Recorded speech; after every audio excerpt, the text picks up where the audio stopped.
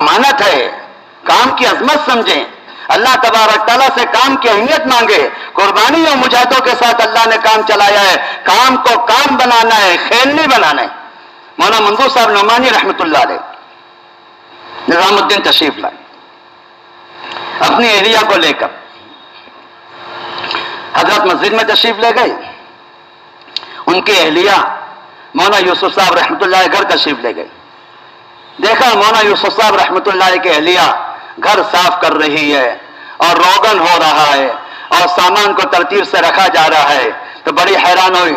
مولانا منظور صاحب کی اہلیہ کہنے لگی بہن کیا بات ہے کہ آپ کے یہاں عید آنے والی ہے، عید کا موقع ہے، گھر کو اتنا صاف کیا جا رہا ہے، اتنا مزین کیا جا رہا ہے، گھر کو اتنا صفائی ہو رہی ہے، کیا بات ہے عید کا موقع ہے؟ کہنے لگے عید تو نہیں آ رہی ہے، میرے شوہر 8 مہینے کے بعد گھر میں آنے والے. کتنے مہینے کے بعد؟ کتنا فاصلہ ہے؟ 1 دیوار کا فاصلہ ہے. ایک دیوار نظام الدین ہے، 1 دیوار گھر میں ہے. کتنے مہینے سے نہیں آئے؟ 8 مہینے سے نہیں آئے. ہمیں تو شب گزاری کی 1 رات بھی مشکل ہے. شب گزاری کی 1 رات قیام نہیں کر سکتے. شب گزاری کی 1 رات قیام کرنا مشکل ہے. یہاں کتنے راتوں سے غائب ہے؟ 8 راتوں سے مسجد میں. کتنا فاصلہ ہے؟ 1 دیوار ہے. کہ 8 مہینے کے بعد میرے شوہر گھر میں آ رہے ہیں. 8 مہینے سے گھر میں نہیں آئے ہیں. مولانا منظور صاحب نعمانی رحمۃ اللہ علیہ فرماتی ہے مجھے بڑا تعجب ہوا، بیوی کے حق نہیں جانتے ہیں، حقوق پتہ نہیں ہے، بیوی کے حقوق ضائع کر کے محنت کر رہے ہیں، کیا جواب دیں گے اللہ تبارک تعالیٰ کو؟ رات میں اپنے شوہر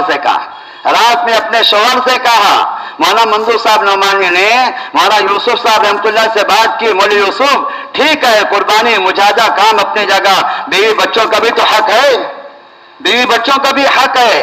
مولانا یوسف صاحب رحمۃ اللہ 2 بات کہی، 2 بات فرمائی. ایک بات آپ نے کہی مولوی منظور میں نے اپنی بیوی سے بات کر لی ہے، اس کا ذہن بنا دیا ہے، اس نے اپنے حق اللہ کے دین کے لیے معاف کر دیا. اپنے کارخانوں کو کام کے تابع بناؤ، اپنے دکانوں کو کام کے تابع کرو، اپنے گھر کے تقاضوں کو کام کے تابع کرو، اپنے گھر کے تقاضوں کو کام کے تابع کرو، اپنے اہل و عیال دوستوں کے تقاضے کام کے تابع کرو. کام سے فارغ ہوں گے تو ہم تمہارے پاس آئیں گے، کام سے فارغ نہیں ہے تو ہم تمہارے پاس نہ آئیں. اور اگر کام کو کارخانوں کے تابع کیا کام ذبح ہو جائے گا، کام کو دنیا کے تابع کیا کام ذبح ہو جائے گا، کام کو خواہشات کے تابع کیا کام ذبح ہو جائے گا. ساری دنیا کام کے تابع کرو، کام کو دنیا کے تابع مت کرو.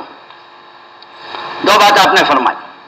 ایک یہ فرمائی کہ مولوی منظور میں نے اپنی بیوی سے بات کر لی ہے، میری بیوی نے اللہ تبارک تعالیٰ کے دین کے خاطر اپنے سارے حقوق معاف کر دیے.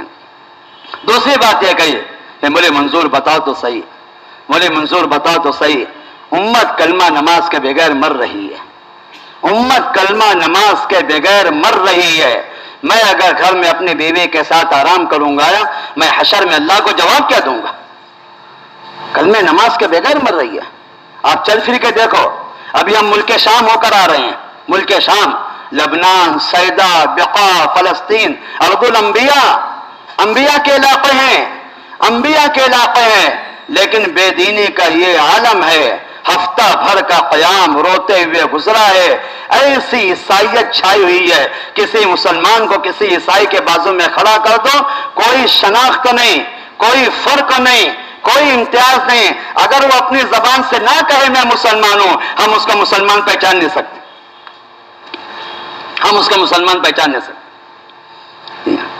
مولانا یوسف صاحب رحمۃ اللہ نے فرمایا کہ مولوی منظور بتاؤ امت کلمہ نماز کے بغیر مر رہی ہے، ہم اپنے گھر میں اپنے خواہشات اپنے تقاضوں میں پورا کرنے میں مشغول رہیں گے، اللہ تبارک تعالیٰ کو جواب کیا دیں گے؟ اصل میں دوستوں میں ایک بات عرض کروں، اصل میں جب تک کام کو اپنا نہیں سمجھیں گے، کیا نہیں سمجھیں گے؟ کام سے اپنائیت کا تعلق. آدمی کہتا ہے دکان میری ہے، بیوی میری ہے، بچے میرے ہیں، کارخانے میرے ہیں، سائزنگ میری ہے، تجارت میری ہے. کام کہتے ہیں کام ہم سب کا ہے. کام سے اپنائیت کا تعلق جب تک، دیکھو میری بات سننا، میں آپ سے ایک درخواست کرتا ہوں ذرا اطمینان سے بیٹھو. یہ ناقدری کی بات ہے، ہم آدھا گھنٹہ بیٹھیں گے پھر چلو. یہ ناقدری کی بات ہے. ہم تو اتنے وقت بیٹھنے کے آج پھر چلیں. کام کی عظمت بیان کی جا رہی ہے. اطمینان سے بیٹھو, توجہ سے بات سنو میرے دوستوں بزرگوں. جب تک کام سے اپنائیت کا تعلق نہیں ہوگا, کام کے تقاضے بوجھ پڑیں گے. کام کے تقاضے بوجھ پڑیں گے جب تک کام سے اپنائیت کا تعلق نہیں ہوگا. ایک باپ اپنی 10 اولاد کو پال لیتا ہے. ایک باپ اپنی 10 اولاد کو پال لیتا ہے. 10 اولاد مل کر اکیلے باپ کو نہیں پال سکتی. 10 اولاد مل کے اکیلے باپ کو نہیں پال سکتی ہے. اکیلا باپ 10 اولاد کو پال لیتا ہے. کیا فرق ہے؟ دیکھو بول کا فرق ہے. باپ سے پوچھنا کون ہے, کہے گا میری اولاد ہے. اولاد سے پوچھو کون ہے, بولے ہمارے ابا ہے. کیا بولیں گے؟ ہمارے ابا ہے. اور باپ کیا کہے گا؟ بولے اولاد. باپ کیا کہے گا؟ میری اولاد ہے, میری اپنائیت میری اولاد ہے. ہمارے ایک ساتھی بیچارہ منصورہ میں خدمت کرتا ہے, مجھ کو بتانے لگا کہ ماں باپ بیچارے لقوہ فالج میں مبتلا, سگی اولاد آئی, مجھ کو پیسہ دینے لگے. میں نے پوچھا یہ کیسے پیسے ہیں؟ کہ یہ علاج کے پیسے ہیں. اور پیسے دیے کہ یہ کس کے پیسے ہیں؟ کہ ہمارا باپ ہے, ہم اس کی خدمت نہیں کر سکتے, کوئی نوکر لگا کے خدمت کر لو. کوئی نوکر لگا کے ان کی کچھ خدمت کر لو. ان کا پیشاب پاخانہ کون برداشت کرے؟ یہ پیسہ لے لو, یہ تو آپ کے علاج کے ہے, اور یہ پیسے کوئی نوکر لگا لو, آپ اس کی خدمت کرنا. ہم اپنے باپ کی یہ خدمت برداشت نہیں کر سکتے. 10 باپ اکیلا مل کر 10 اولاد کو پال لیتا ہے. 10 اولاد مل کر ایک باپ کو نہیں پال سکتی ہے. باپ کیا کہتے ہیں؟ بولو میری اولاد ہے, میری اولاد ہے. اولاد کیا کہتے ہیں؟ بولو ہمارے ابا ہیں. اپنائیت نہیں ہے کام سے, اپنائیت نہیں ہے. اس لیے کام کے ضائع ہونے کا نقصان نہیں ہے, کام کے ضائع ہونے کا درد غم نہیں ہے. کام ضائع ہو رہا ہے, عملہ برباد ہو رہا ہے, اس کا دلوں میں درد غم نہیں ہے. پیارے بھائیوں, اپنائیت نہیں ہے. عورت کے 2 بچے ہوتے ہیں, ایک بچہ اپنا ذاتی ہوتا ہے, ایک بچہ پڑوسی کا ہوتا ہے. اپنا بچہ روتا ہے نا تو ماں کے سینے میں درد ہوتا ہے, ہائے میرا بچہ رو رہا ہے, رات اس کی کیسے گزرے گی. اپنا بچہ روتا ہے تو ماں کے سینے میں درد ہوتا ہے, پڑوسی کا بچہ روتا ہے تو ماں کے سر میں درد ہوتا ہے. ارے کیسا بچہ ہے, کتنا روتا ہے, رات بھر سو نہیں پائے. پڑوسی کا بچہ رو رہے تو کہاں درد ہوگا؟ بولو سر میں, ڈوکا دکھے گا. اور اپنا بچہ روئے کہاں درد ہوگا؟ سینے. میرا بچہ رو رہا ہے. کام سے اپنائیت ہوگی, پھر کام کا نقصان برداشت نہیں ہوگا. اپنائیت ہوگی پھر کام کا ضائع ہونا برداشت نہیں ہوگا. اپنائیت ہوگی پھر عملے کا ضائع ہونا برداشت نہیں ہوگا. آدمی اطاعت امانت کے ساتھ چلے گا. ایک